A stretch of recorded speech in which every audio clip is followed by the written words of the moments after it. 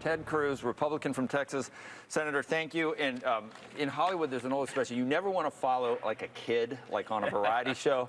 I don't know how you top a toilet segment at this point. You know, I would just have to say you're setting up having a member of Congress on the show. Exactly. And you've got a use for some of the strong flushers in Washington at times. Well, there's more than a little manure generated in that tank. There is. You need big boots. Okay, so what is today? Thursday? So we're talking, how do we count that? 4 or 5 days until the election at this point.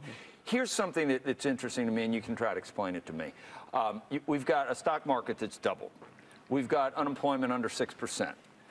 Like it or not, there's more insured Americans at this point. The uninsured ranks have dropped.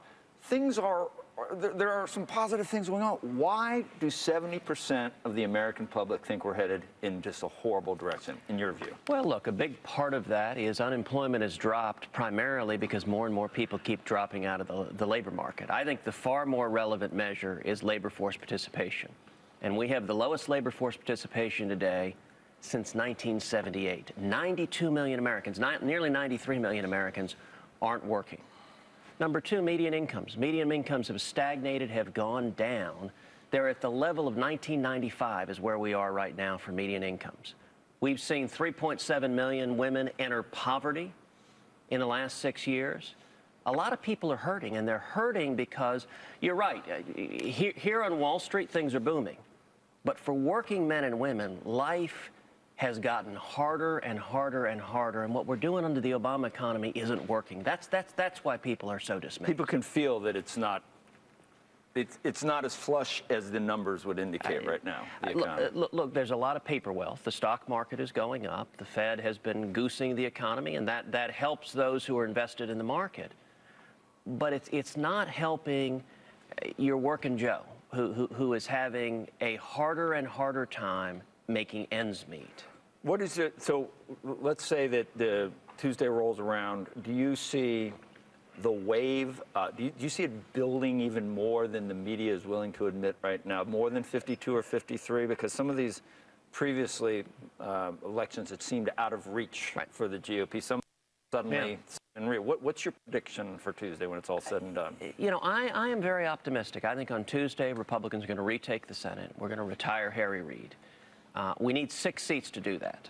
There are as many as 10, 12 seats that are competitive, that are within a couple of points. Now, what makes it hard to predict is 6 or 7 of them are within a couple of points. If they all break right, we could win 10 or 11 seats. If they all break wrong, I mean, there's still a chance the Democrats hold on if every one of the close seats breaks the wrong way. And so at this point, it's all a turnout game.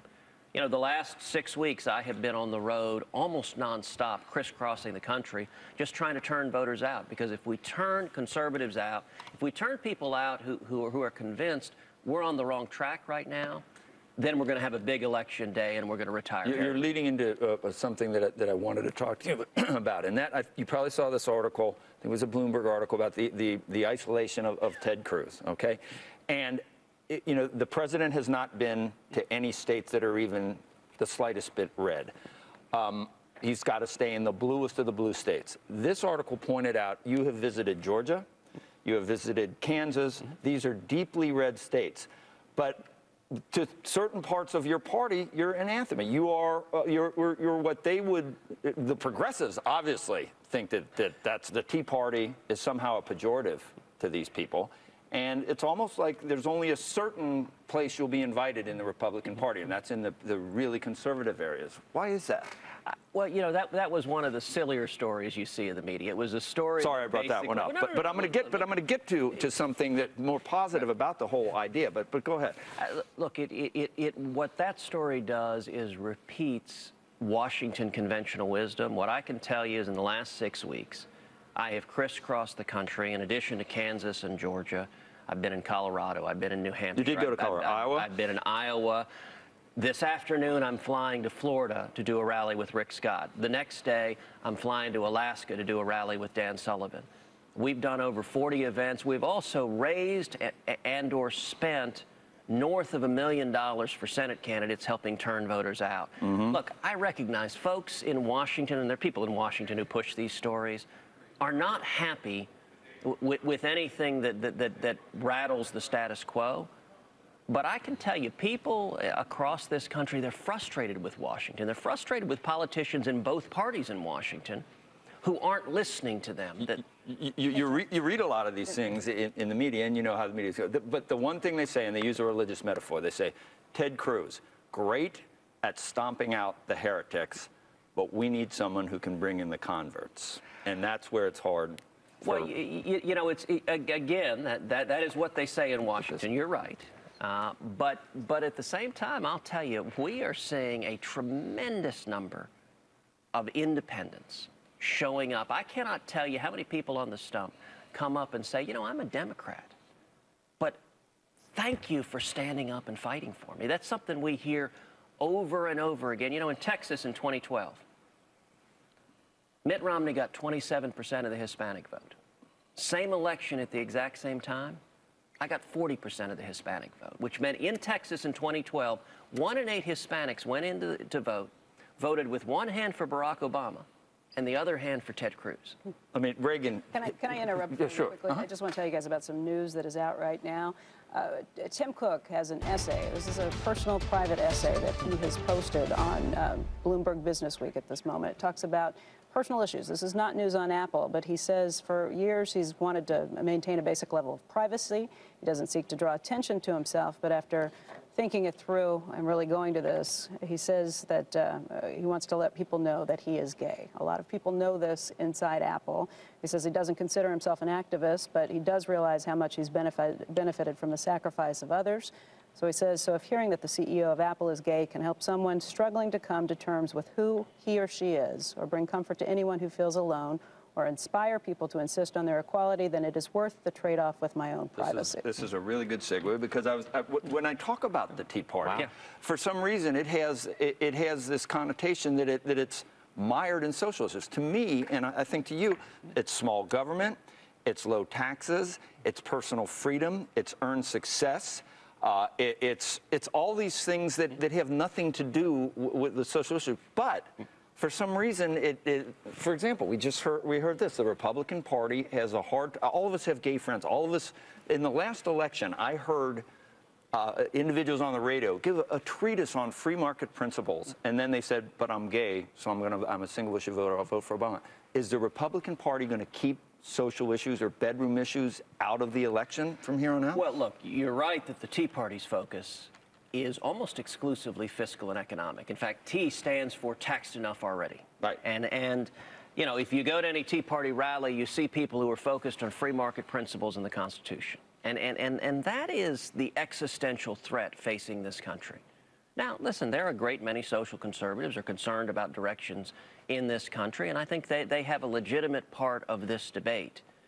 But I'll tell you what, with the threat that is bankrupting our kids and grandkids is the out-of-control debt, is the size, power, and spending of the federal government, and is the intrusions of the federal government on our constitutional liberties. And those are issues that bring people together across parties, across income lines, across racial lines, across ages. People want to protect our constitutional liberty. Although, Senator, you yourself have talked about introducing anti-gay marriage legislation, trying to protect the rights of the states, you've said. But at the same time, you've also said that what the Supreme Court did by not ruling on the states who have allowed gay marriage, that was tragic and indefensible. You are exactly right. Look, I believe in the Constitution.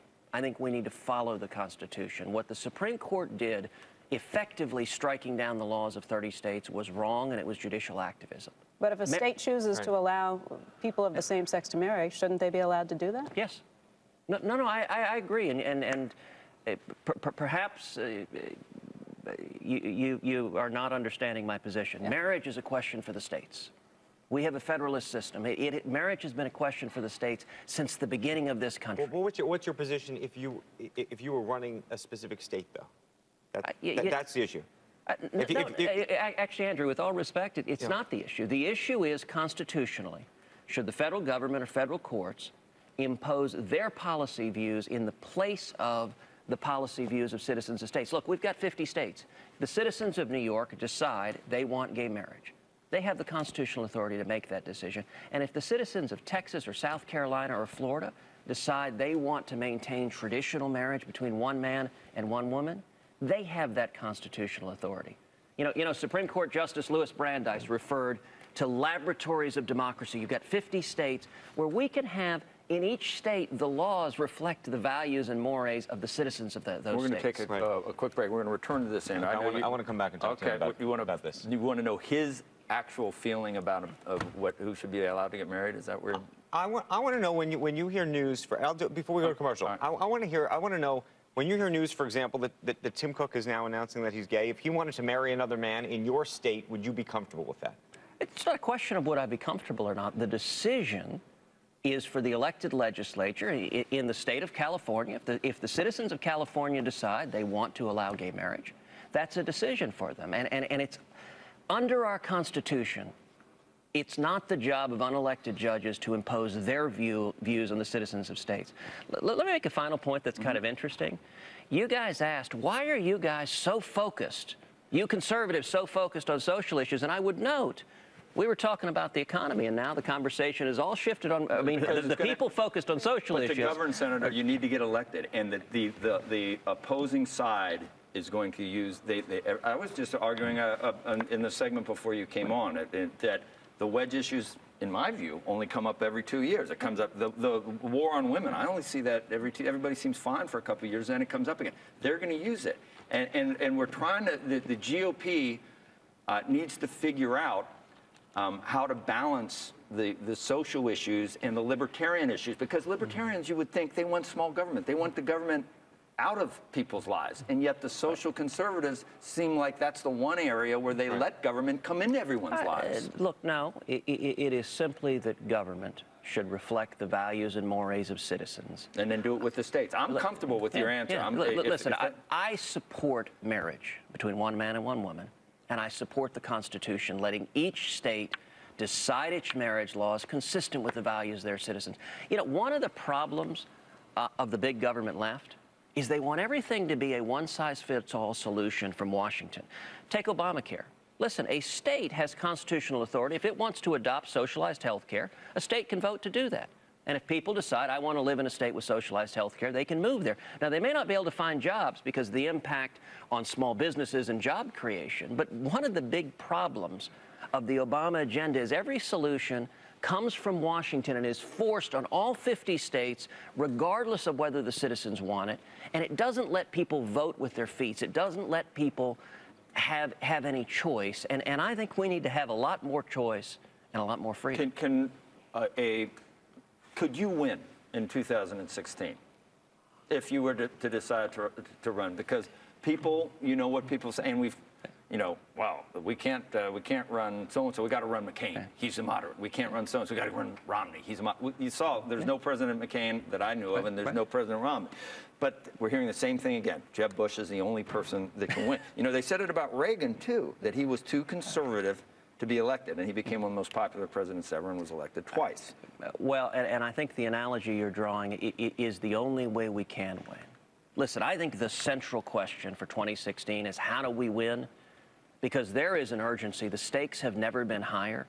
And I think 8 more years down this road, we risk doing irreparable damage to the greatest nation in the history of the world. The only way for Republicans to win, I believe, is to run a candidate who runs as a strong conservative with a positive, optimistic, hopeful message. Okay, so is Jeb Bush too far left?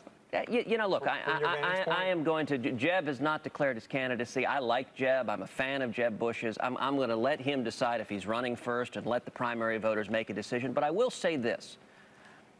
We need to learn from history. We need to look to history and what works and what doesn't. And the one thing is clear is that if Republicans run another candidate in the mold of a Bob Dole or a John McCain or a Mitt Romney, and let me be clear, all 3 of those are good, honorable men. They're decent men. They're patriots. But if we run another candidate in the mold of a Bob Dole or a John McCain or Mitt Romney, we will end up with the same result, which is millions of people will stay home on Election Day, which is what happened for all 3 of them. And if we run another candidate like that, Hillary Clinton will be the next president. What's the common flaw in those 3 candidates? What did they not have enough of, or what did they not? The common flaw, Republicans win nationally when we draw a clear distinction, when, as Reagan put it, we paint in bold colors, not pale pastels. We lose, and this is true over and over again, when we move to the mushy middle and we muddle the differences, what happens, and this happens over and over and over again, is millions of people stay home. It doesn't give them a reason to vote. You know, I think where we are today bears uncanny similarities to the late 1970s. It feels like it. Might feel a little worse. Look, we don't think we can come back. I have joked the one person in America thrilled with the job that Barack Obama's doing is Jimmy Carter. Right. And it's...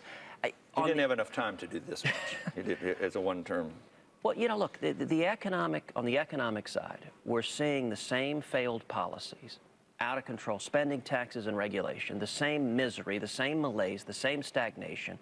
Internationally, we're seeing the same feckless and naive foreign policy, the same hubris, making the world more dangerous. In fact, the exact same countries, Russia and Iran, are openly laughing at and mocking the President of the United States. And I think 2016 is going to be an election very much like 1980. If you think about it, Ronald Reagan didn't run by saying, you know, I'm just like Jimmy Carter. I'm just slightly to the right. No, Reagan drew a line in the sand. He said, this race is a fundamental choice. He said, President Carter believes government is the answer to every need, want, and desire in your life. I think government's the problem. Early on, people said, how do you run against Obamacare when you've put in Romney Care? And as it turned out, it was hard for him to okay. Well, and let me make a final point on this. You know, you were asking about crossover voters. Right. It is a very interesting point. In the last 50 years, there's only one Republican who has a group of Democrats named after him. That's true. Reagan Democrats. And you think about it, if the Washington, D.C. theory were right, that the way you get crossovers is you go to the mushy middle, then you would see Bob Dole Democrats or McCain Democrats or Mitt Romney Democrats. You don't see that because you've got to have clear differentiation. Mushy middle is such a good term. It's just like, oh, God, we don't want that. Mushy middle. Oh, the more you say it, it's like, wow, how did we ever? Okay, so you got, let's say that there are positive results for the GOP on Tuesday. Once again, the dog catches the bus it's been chasing, and now it's got the bus. Yes. What is do you have another 50 votes on repealing Obamacare that he vetoes? Do you? How does the GOP snatch defeat again from the jaws of victory by you know, for 2 years the pendulum swings back the other way? Yeah. By 2016, how do they prevent doing that? Joe, that's the $64,000 question, and I think it is critical if and when we take a majority that Republicans lead. You know, the last time we had a majority, we squandered it. We didn't accomplish a whole lot. Just a couple of weeks ago, I wrote an op-ed in USA Today laying out 10 priority items, a positive agenda for 2015 with a Republican majority. It's up on my website, tedcruz.org, laying out the 10 positive issues. We ought to focus on 3 big issues: jobs, liberty, and security, because those are the issues that people care about right now. And in my view, we ought to tee up and vote on pro-growth legislation after pro-growth legislation after pro-growth legislation. And let them, you know, Harry Reid has presided over a do-nothing Senate. You know, it's interesting. Folks in the media like to blame either Republican obstructionism or the more even-handed, as they say, both parties. But you know what? The facts don't back that up. The House of Representatives has passed over 350 pieces of legislation, many of them with bipartisan support. And every single one of them is sitting on Harry Reid's desk. He will not allow a vote on any of them. I'll give you an example, the Keystone Pipeline. Keystone Pipeline would have been authorized 2 years ago. I joined a bipartisan supermajority of senators in support of the Keystone Pipeline. There's one reason and one reason only: it hasn't been authorized. Harry Reid won't allow a vote. The medical device tax, one of the most egregious aspects of Obamacare. 78 senators are on record opposing it, enough to override an Obama veto. Why hasn't that happened? Harry Reid will not allow a vote. Iran sanctions. A bipartisan supermajority is on the record for reimposing Iran sanctions, for stopping this historic mistake, this very dangerous deal the Obama administration is negotiating with Iran. Again, why hasn't that happened in the Senate? Harry Reid won't allow a vote. I hope we see bold Republican leadership that focuses on jobs and economic growth and opportunity, because that's what the American people want. That's where they're focused. It's great to have you in studio.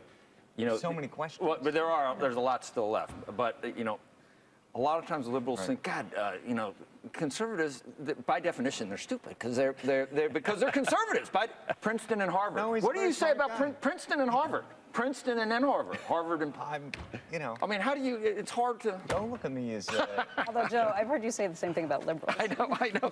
Usually I'd say, oh, Princeton and Harvard. Right, to liberals, like, oh, well, they went to Princeton Only and Harvard. because it's big news today, and I just want to get your view on it personally. We're going to kill another break and keep. Forget this the if you got politics of time. it all. Yeah, Just sure. because I'm sure a lot of people are going to be talking all day today about Tim Cook coming out publicly, and we're a business network. And what does that mean for business, and what does that mean public? Forget the politics. What do you think as just as a guy who hears him come out? Do you applaud that? What do you say? Look, those are his personal choices. I'll tell you, I love my iPhone. My wife has joked that I'm a little bit like Gollum with my Precious, with my iPhone.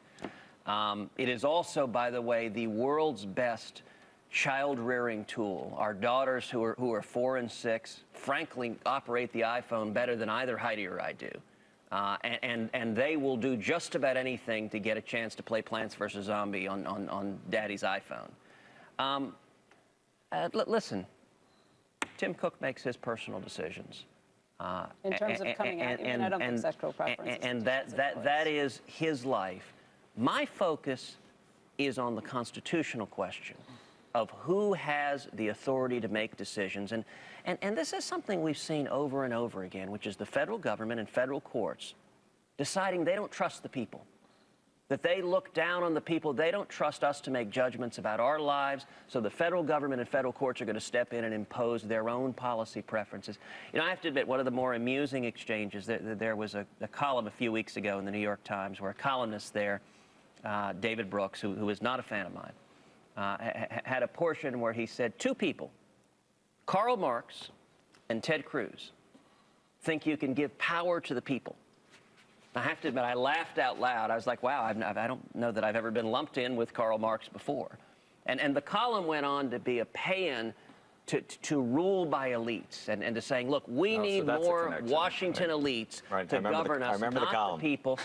And my reaction reading that was, wow, you know what? The elites sure have screwed things up.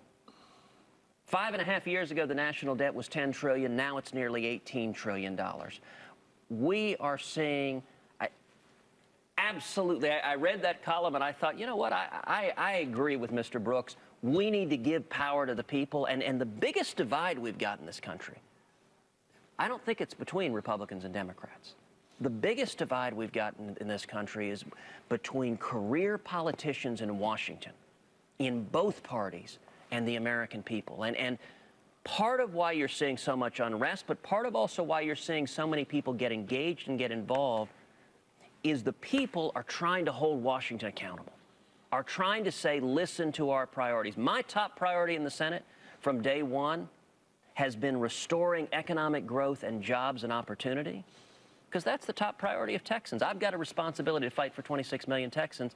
I can tell you in the 2 years I've been in the Senate, with Harry Reid and the Senate Democrats, we spend practically zero time even talking about tax reform, about regulatory reform, about anything that would produce jobs and economic growth. And no wonder Congress is at 10, 12% approval rating if we don't even talk about the priorities of the people. You know, Senator, we have talked a lot this morning about QE, the end of quantitative easing, the Federal Reserve, what it's done to this point. I know you weren't a fan of Janet Yellen. You opposed her nomination. What do you think about the Fed's move at this point, and where do you think we go from here? Well, we'll see how the markets react today. The last couple of times the Fed has tried to ease back on quantitative easing, the markets have been pretty jittery on that. Listen, QE1, QE2, QE infinity has been an unprecedented experiment with expanding the money supply. Now we have been benefited to some extent by a reduced velocity of money that perhaps has kept inflation in check. But I got to tell you, actually, you know, for the average working American, inflation is a very real concern day to day. If you're a teacher, if you're a steel worker, you've seen the price of eggs go up. You've seen the price of milk go up. You've seen the price of chicken and of hamburgers go up. You've seen the price of gasoline go up from $1.83 when Obama was elected up to $4, and now it's dropped to $3, so it's not as bad as $4, but it's still over 50% higher than it was 5.5 years ago. You've seen your health insurance premiums skyrocket under Obamacare. You've seen your energy bills skyrocket under the EPA's regulations that are coming in, and you've seen median income stagnate. And I got to tell you, if you're a single mom waiting tables, and you've seen, as women have seen, their median income go down $733, it's not much comfort that an economist tells you a theoretical basket of goods says inflation's under control. You know, in your life, the things you're writing checks for, those prices keep going up, and your paycheck isn't going up to match. That's why people are looking, bring back jobs and growth, bring back the vibrancy of the economy that creates opportunity for people who are struggling. You'll come back. We've enjoyed having you here. I look forward to it. Thank you very much, Senator Ted Cruz. Squawk Box, we'll be right back.